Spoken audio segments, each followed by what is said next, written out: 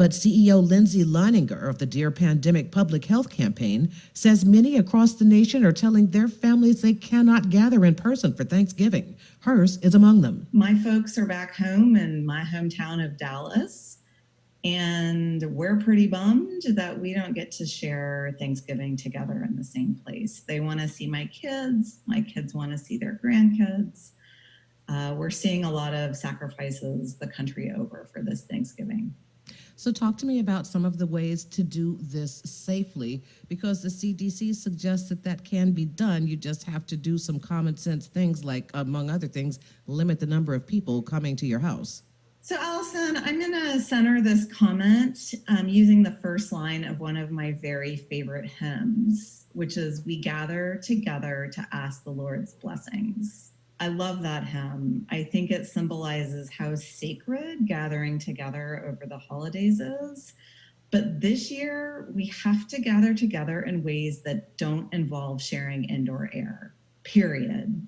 Unfortunately, this needs to be our holiday season of shared sacrifice, and we need to get creative about gathering together that does not involve sharing indoor air with people outside of our household bubble.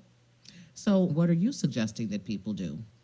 Unfortunately, against the backdrop of a raging pandemic, it simply isn't safe to share indoor air with those who you're not doing so already. So I recommend Zoom, I recommend FaceTime, I recommend getting really creative with friends and neighbors. For example, our dear neighbors and friends down the street will be coming over for pie in our driveway. They will bring their own pie. We will have our own pie. We will stand very far away. We will be cold here in northern New England, but it will be a quick way to connect.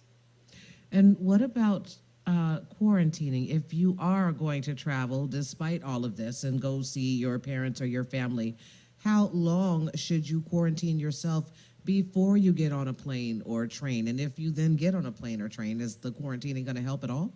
So Allison, I cannot recommend traveling during the holidays. I'm sorry to have to be so candid, but I must be. I cannot recommend it. As for quarantining, so we nerdy girls have been talking a lot about what we call the 14 days of Thanksgiving, which began on Thursday. And those 14 days are the days where a strict quarantine needed to start if you are going to be sharing indoor air with anyone outside of your household. Unfortunately, travel breaks the quarantine. It is not part of a strict quarantine. It brings in additional exposures. So if you are going to have a dinner at your home with your family, what are your recommendations for that? Are we talking mask? Are we talking a different way? You're not doing a potluck at all this year, right? That's right. And I think, again, if you're going to have an indoor gathering with your family, it is imperative that everybody started on Thursday with the 14-day quarantine. Otherwise, I cannot recommend that type of situation.